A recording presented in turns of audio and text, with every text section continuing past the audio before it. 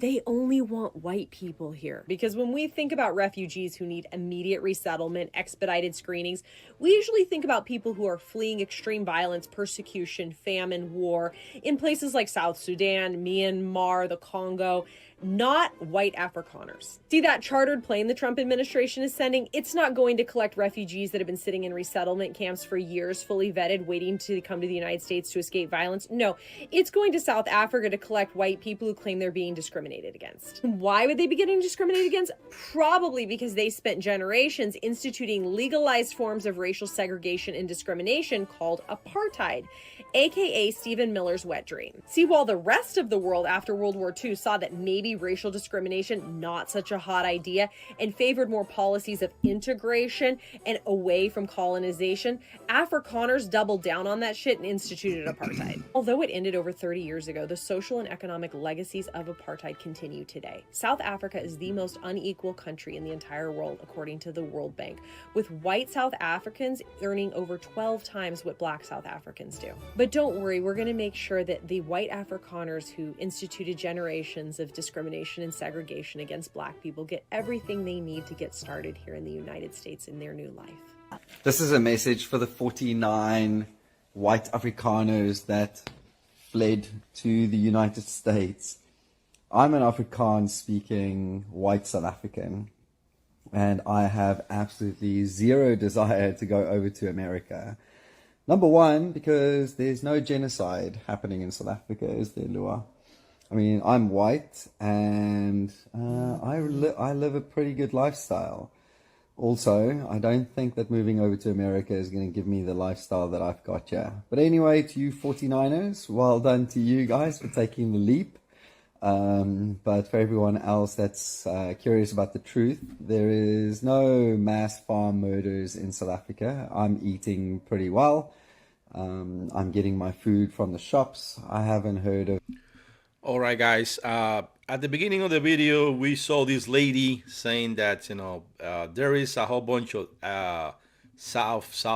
people from South Africa coming to United States, and it looks like the government is going to South Africa, and the United States government is going to South Africa to bring people from there to United States. Supposedly there is like a genocide going on in South Africa, but according to this other video over here, this guy, he lives in South Africa, and he's denying that there is any genocide going on over there.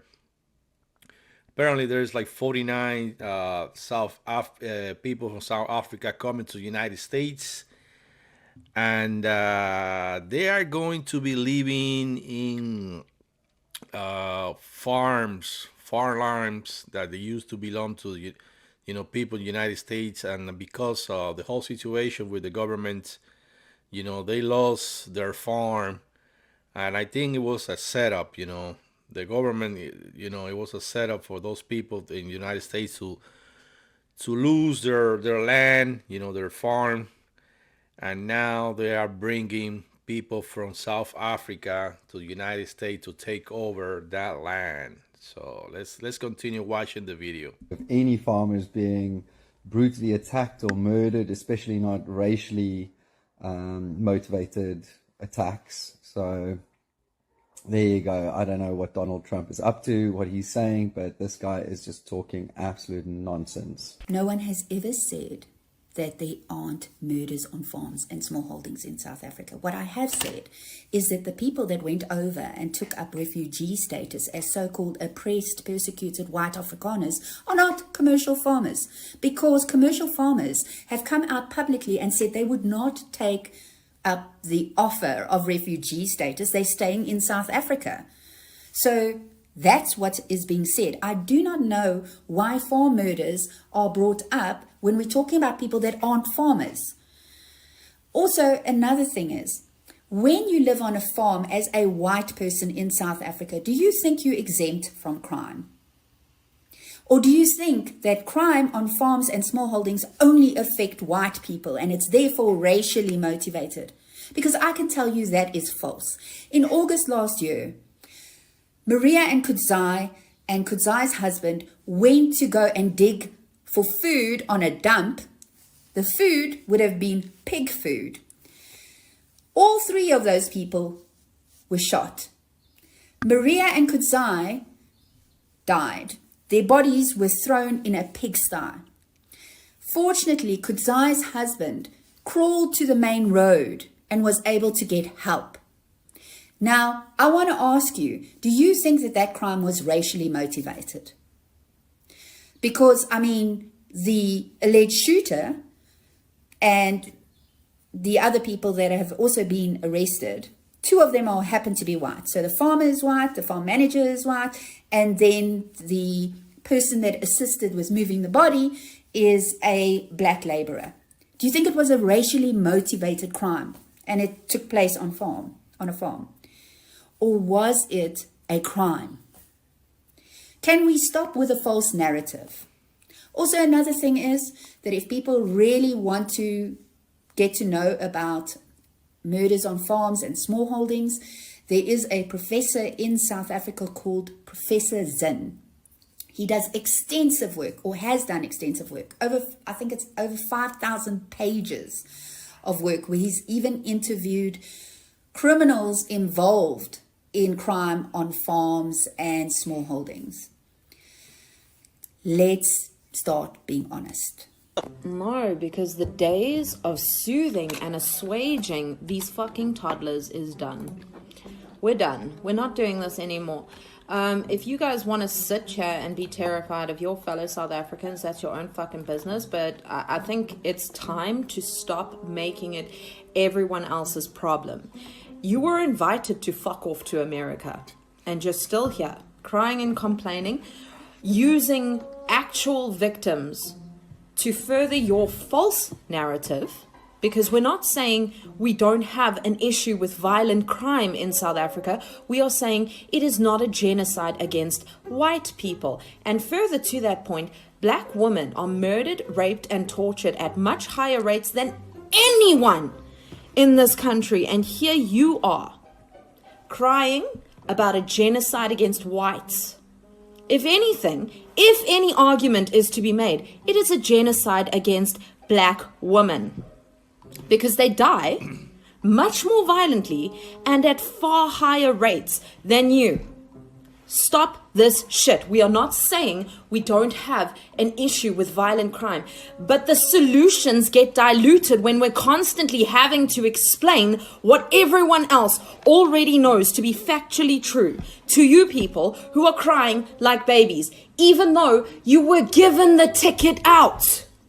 Why are you still here? To all of the South African Afrikaans refugees that are coming to America soon, I just want to let you know, as someone whose wife is Afrikaans, who's been to South Africa multiple times, you're going to have a bad time. There's no white genocide happening in South Africa. You have crime that's happening as a result of racism fueled. Well, according to the other lady in the other video, like on this guy, there is no genocide going on in Africa. It's just common sense, common crime that happens, in any other country. So why, the United States government is saying that there is a genocide going on in South Africa, that they are killing the white African people over there, and it's not true. So something else going on. So let's continue watching. Generational economic inequality, the same thing that's happening in America. We're just a couple decades ahead of you on the unchecked capitalism timeline. But I have good news for you. You don't have to worry about the cheap exploited labor rising up against you anymore, because now that you're in America, you'll get to be the cheap exploited labor. If you were middle class or upper middle class in South Africa and you come to America, you're poor now. Like, really poor. You're not going to have maids and gardeners and personal servants that you can pay $15 a day for. Now you get to be the cheap labor. But by all means, please come to America and experience the American capitalism that Elon Musk's been raving about to you. You'll probably love it. You know, what do I know? There's probably very little chance that you'll end up going back to South Africa in a year or two after realizing how overpriced and fucked up America is. I wouldn't even worry about that as a possibility. And if you think I'm being mean to these people because I think they're a bunch of racist, bigoted colonizers who wish they could go back to apartheid South Africa, it's just because I do think that. But to them, I say, welcome to the American dream. Please let me know when you've woken up from it. This video is for the white Afrikaners who are coming to the United States. I think you've already landed here. And I know that some of the folks who met you at the airport told you, welcome, we're so glad you're here. Most of us aren't glad you're here, okay? We don't want you here. We never wanted you here. And furthermore, I noticed they're gonna settle you in Idaho, Ohio, and North Carolina. I will tell you they're not our finest states, so they're a good fit for you. I understand that many of you are farmers, and I've seen a lot of people say, oh, that's great, we need more farmers. Sorry to say we don't. We actually need farm workers because we've deported most of them. So if you can, put your picking hat on and think about, picking produce, that's largely probably what you're going to be doing here because I hear you don't have a lot of skills. I would also say that you're not going to have to hold just one job, but probably 2 or 3 to make up for your quality of life that you had back in South Africa. There'll be no servants working for $2 a day. There's none of that here. So you're the servant who's working for $2 a day. So enjoy that. You're gonna have to pay for your health care, and ordinarily, because you're a refugee who's being discriminated against, you would go on Medicaid, but guess what? The Republicans just cut Medicaid. So I don't think you're going to have that option for healthcare. Interestingly enough, we have a ton of Latinos. We're the 2nd largest Spanish-speaking country in the world. So for you, if you could stop speaking that dirty, guttural, whatever it is, German, French, Dutch thing that you speak, that Afrikaans, nobody wants to hear that shit. Wow, this lady, she's brutal. She is brutal. She's not taking it easy. So you can speak English or you can speak Spanish, which is really the 2nd language here. In terms of other things that you need to know about, the black people in this country, they don't get fucked with, okay? I know that there's a long legacy of colonialism and all kinds of stuff happening in your country, but our black folks have sort of been through the fire, if you will, and they're not gonna be fucked with. So you're the minority here. Enjoy. I really hope you like your time here. I'm gonna bet my ass that you're gonna be booking it back to SA probably within the next 12 months. All right, guys, let me know what you think about this whole situation. This lady, she was brutal. She was brutal on her comments.